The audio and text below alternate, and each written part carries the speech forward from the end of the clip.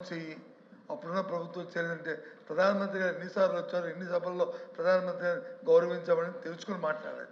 దయచేసి ఏదో అవసరం కోసమని వాళ్ళు ప్రే చేయడానికి వాళ్ళు భజన చేద్దాం అనుకుని గౌరవ సభ్యులు అనుకుంటే ఐఎమ్ సారీ, భజన మాటలు ఇతర తెలుసుకుంటారు కానీ ఇది మాత్రం ధర్మం కాదు అధ్యక్ష. మాట్లాడటం అది ధర్మం కాదు అధ్యక్ష. మీరు ప్రధానమంత్రి గారి సభని ఈ సభలో తీసుకురావడం అది కాదు అధ్యక్ష.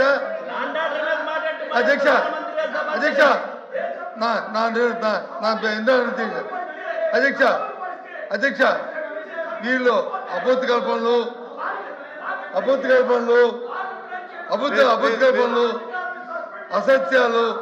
అసత్యాలు ఈ రాష్ట్రంలో అబద్ధ కల్పనలు అసత్యాలు. దాంతోపాటు ఇవాళ ఈ 19 కాలంలో హత్యలు మానభంగాలు, దాంతోపాటు చిన్నారులతో అపహరణలు,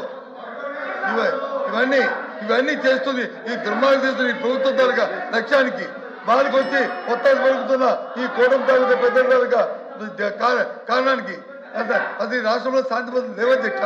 ఎక్కడున్నాయి అధ్యక్ష మాట్లాడుతున్నానికి?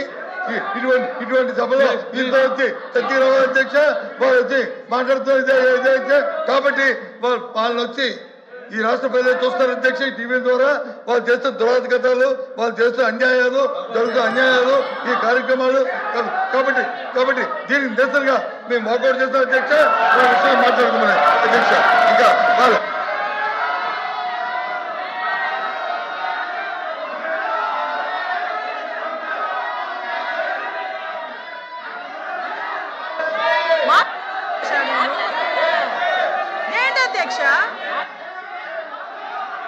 మాట్లాడేసి వాకౌట్ చేస్తామండి ఏమైనా సమంజసంగా ఉందా? నోటికొచ్చిన అబద్ధాలు మాట్లాడి లేనిపోని ఆరోపణలు చేసి మేము సమాధానం చెప్తాం. ఒక్క నిమిషం స్వామి గారు, అందరూ ఒక్క నిమిషం సార్, ఒక్క నిమిషం సార్. ఎల్ఓపి గారు మాట్లాడిన విధానం హైలీ అబ్జెక్షనబుల్. ఒక సభ్యుడు ఇంకో సభ్యుడిని ప్లీజ్ చేసాక మేము లేము ఇక్కడ హౌస్లో. నంబర్ 1 ఆయన తెలుసుకోవాలి. ఆ రోజు ప్రధానమంత్రి గారి సభలో మేము అందరం పాల్గొన్నాం. ఆ రోజు మేము ఎంత ఇబ్బంది పడ్డాం మాకు తెలుసు. కనీసం భద్రత కల్పించలేదు, బ్యారికేడ్లు విరిగిపోయినాయి. ఆనాడు ప్రధానమంత్రి గారు మాట్లాడుతున్న సమయం మైక్ కూడా కట్ అయింది. దాని తర్వాత కేంద్ర ప్రభుత్వం నోటీస్ జారీ చేసి అధికారుల్ని కూడా సస్పెండ్ చేసిన విషయం దయచేసి ఎల్ఓపి గారు తెలుసుకోవాలి అధ్యక్ష. ఇప్పుడు ఎల్ఓపి గారికి ఇది ఒక అలవాటు అధ్యక్ష. ఆయనకు ఫ్యాషన్ ఈ తలుపు నుంచి వస్తారు, ఆ తలుపు నుంచి బయటకు వెళ్తారు అధ్యక్ష. మేము అన్నాం మళ్ళీ వాకౌట్ చేస్తారని మేము చెప్తాం కూడా జరిగింది అధ్యక్ష. ఇప్పుడు లా అండ్ ఆర్డర్ విషయం చర్చ జరుగుతుంది. ఎందుకు అధ్యక్ష వాకౌట్ చేసానికి? అంటే వాస్తవాలు చెప్పాల్సిన అవసరం లేదా? మా పైన వినాల్సిన బాధ్యత వాళ్ళ పైన లేదా? చర్చ జరగాల్సిన బాధ్యత లేదా అధ్యక్ష? వాళ్ళు కరెక్ట్గా మీరు చూస్తే ఎల్ఓపి గారు విషయం కూడా చూస్తే అధ్యక్ష, కెమెరా మీరు రికార్డులు తీయండి అధ్యక్ష. కరెక్ట్గా 2 టైం అవుతుంది అధ్యక్ష. 2కి ఆయనకి ఆకలి వస్తుంది అధ్యక్ష. 2 ఆయన బయటకు వెళ్తారు అధ్యక్ష వాకౌట్ అని. వెళ్ళినప్పుడు కూడా మళ్ళీ చూశాడు అధ్యక్ష 2 అయిందా లేదా అని. అలా ఉంది అధ్యక్ష పరిస్థితి. బట్ దయచేసి నేను కోరేది ఏంటంటే ఆయన హైలీ అబ్జెక్షనబుల్ పదాలు వాడారు. సోము గారు ఎవరో ఒకరిని ప్లీజ్ చేయాలో, ఒక పార్టీని ప్లీజ్ చేయాలనే విధంగా పర్సనల్ అటాక్ చేశారు అధ్యక్ష. అది కరెక్ట్గా అధ్యక్ష. దయచేసి అది రికార్డు నుంచి తొలగించాలని గౌరవ చైర్మన్ నేను కోరుతున్నాను అధ్యక్ష. 2 minutesలో క్లోజ్ చేయండి. 2 minutes. Very good, thank you sir. టీడీపీని ఆఫీసుని బద్దలు కొట్టారు అధ్యక్ష గుంటూరులో.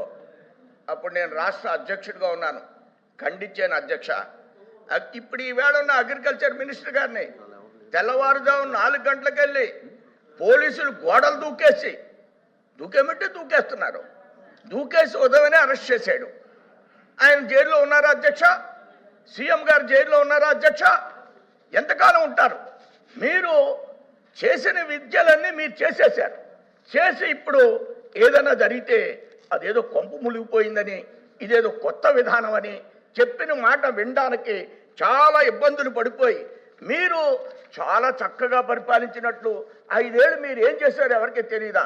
ఒక్కళ్ళని మున్సిపల్ కార్పొరేషన్లో మేము అన్నీ నెగ్గేసామని రాసేసుకున్నారు. ఏమన్నారు?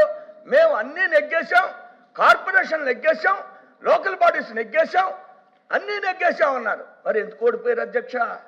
ప్రజలకి ప్రజాస్వామ్యం మీద తీపి ఉంది అధ్యక్ష, స్వీట్నెస్ ఉంది అధ్యక్ష. ప్రజలు చూస్తూ ఊరుకుంటారంతే, ఏం మాట్లాడరు. సమయం వచ్చినప్పుడు తిరగబడిపోతుంది అంతే. 159 11 మాకు ఈవేళ మీ 11 తక్కువగా కద్మా సీట్లు మాకు ఇచ్చారు ప్రజలు. మీరు ఇవ్వలేదు అధ్యక్ష. మీరు చేసేటువంటి తప్పులు ఈ విధంగా మీరు కానీ ముందుకు వెళ్ళినట్లు గతంలో మీరు ముందుకెళ్ళారు, దానికి తగ్గట్లుగా మీరు శిక్ష అనుభవించారనేటువంటి విషయాన్ని మేము స్పష్టంగా చెప్పడానికి, ఎన్నికంజ వేయడానికి అవకాశం లేదు. టిప్పు సుల్తాన్ విగ్రహాన్ని ప్రొద్దుటూరులో పెట్టారు అధ్యక్ష. ఇప్పుడు టిప్పు సుల్తాన్ ప్రొద్దుటూరులో లేకపోతే చాలా ఇబ్బంది అధ్యక్ష. ఆయన ఏమన్నా మన దేశం అధ్యక్ష, ఆయన ఏమన్నా మన బాలుడు అధ్యక్ష. ఆయన విగ్రహం పెట్టేశారు, ఆయన ప్రారంభోత్సవం చేశాడు దానికి. నన్ను కానీ వెళితే రాష్ట్రంలో అనేక చోట్ల దేవాలయాలు విధ్వంసం జరిగితే, ఇంక్లూడింగ్ శిరచ్ఛేదనం జరిగితే, అలానే అమలాపురంలో ఉన్నటువంటి రథ దగ్ధం జరిగితే, ఇవన్నీ జరిగిన సందర్భంగా నేను అలిపిరి నుంచి ఇక్కడి నుంచి అలిపిరి పెడతాను. నేను నాకు పాదయాత్రకి నాకు అవకాశం ఇవ్వండి, యాత్ర చేస్తాను, ఎవరిని అరెస్ట్ చేయడం లేదు. మా రథ దగ్ధం జరిగితే హిందువుల మీద 40 మంది మీద కేసులు పెట్టేశారు అధ్యక్ష. ఇంకా తిరుగుతున్నారు అధ్యక్ష. కూల్చిన వాడి మీద ఒక్కరి మీద కూడా కేసు పెట్టలేదు అధ్యక్ష. ఇవన్నీ రికార్డెడ్ ఎవిడెన్సెస్ అధ్యక్ష. లేదండి, క్లోజ్ లేదండి. ఎదురుగా అనుకున్నాం, అటు పక్క ఎదురు ఇటు పక్క ఎదురు అనుకున్నాం. రిప్లై చేయండి, రిప్లై చేయండి అమ్మా. మీరు దళిత మహిళ లేదా ఓసీ మహిళ మీరు చెప్తారా రిప్లై? మేడం రిప్లై చెప్తారు లేదా? నేను చెప్తాను సార్, నేను చెప్పడానికి సిద్ధంగానే ఉన్నా. అంటే అమ్మాయి కదా, మహిళ కదా, ఒక నిమిషం రిప్లై చెప్పండి. మీరు రిప్లై చెప్పాలి. నా మీరు రిప్లై చెప్పండి.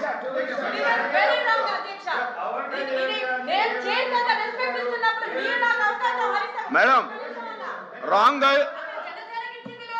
ఇది రాంగ్ రైట్ అనేది మీరు మాట్లాడకూడదు. నా కూర్చోండి, ఇది అబ్జెక్షనబుల్ అండి. మాటికి ఇది మాటికి దళితులు ఈ సభలో సభ్యులందరూ సమానమే. దళితులకి ఒకే హక్కు ఉంటుంది, అగ్రవర్ణాలకి ఒకటే హక్కు ఉంటుంది. ఇవ్వనండి, నేను ఇవ్వనండి. వచ్చారు, లా అండ్ ఆర్డర్ డిస్కషన్ గురించి అడిగారు, దానికి మేము సిద్ధమని చెప్పాం, ప్రిపేర్ అయి ఉన్నాం. సభ్యులు అడిగిన ప్రతి క్వశ్చన్కి కూడా సమాధానం మేము చెప్తామని చెప్పిన తర్వాత కూడా వాళ్ళు నోటికి వచ్చినట్టు. సార్ కూటమి తరపున ఇద్దరు మాట్లాడారు, వాళ్ళ తరపున ఇద్దరు మాట్లాడారు, రిప్లై అనుకున్నాం. బాబు కూర్చోవయ్యా,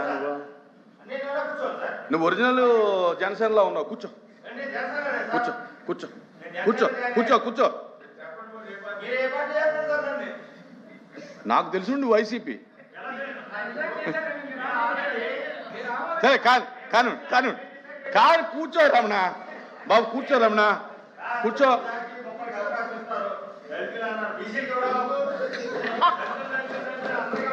సరే రేపు బీఎస్సీలో మాట్లాడుకుందాం, బీఎస్సీలో మాట్లాడు. చెప్పమ్మా, కూర్చో స్వామి. రమణ కూర్చో.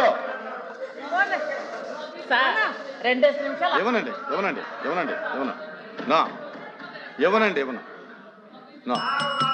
మంత్రి గారు, మీరు రిప్లై ఇవ్వకపోతే సభను వాయిదా వేస్తాను. సార్ అధ్యక్ష, అమ్మా దయచేసి ప్లీజ్ నేను మాట్లాడతాను. దయచేసి మీకు సమయం వల్లేనందుకు నేను క్షమాపణ కోరుకుంటున్నా. మీ తరపున కూడా నేనే మాట్లాడతా, దయచేసి కూర్చోండి. అధ్యక్ష ధన్యవాదాలు అధ్యక్ష.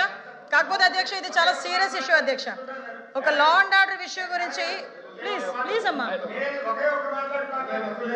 రమణ గారు మీకు అనుమతి లేదు, కూర్చోండి. మీకు అనుమతి లేదు, కూర్చోండి. కూర్చో. రిప్లై ఉండమ్మా, ప్లీజ్ రిప్లై ఉండమ్మా.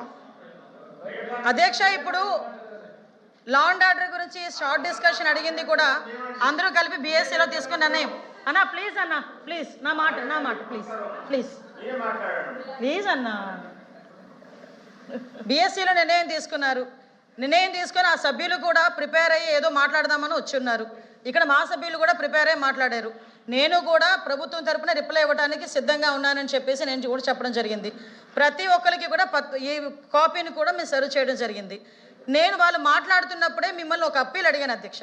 దానిలో భావం ఏంటంటే కంపల్సరీగా వీళ్ళు మేము వాస్తవాలు మాట్లాడుతుంటే వినే ఓపిక ఉండకుండా డెఫినెట్గా వాళ్ళు ఏదో ఒక వంక పెట్టుకొని వాకౌట్ చేస్తారని నాకు ఉన్న 6 సెన్స్ పనిచేసింది. కాబట్టి ఇందాక మిమ్మల్ని ఒక్కసారి అవకాశం ఇవ్వండి అధ్యక్ష, అది కూడా నేను మైక్లో రికార్డ్ అయ్యేటట్టుగా చెప్తానని చెప్పి మిమ్మల్ని అడగడం జరిగింది అధ్యక్ష.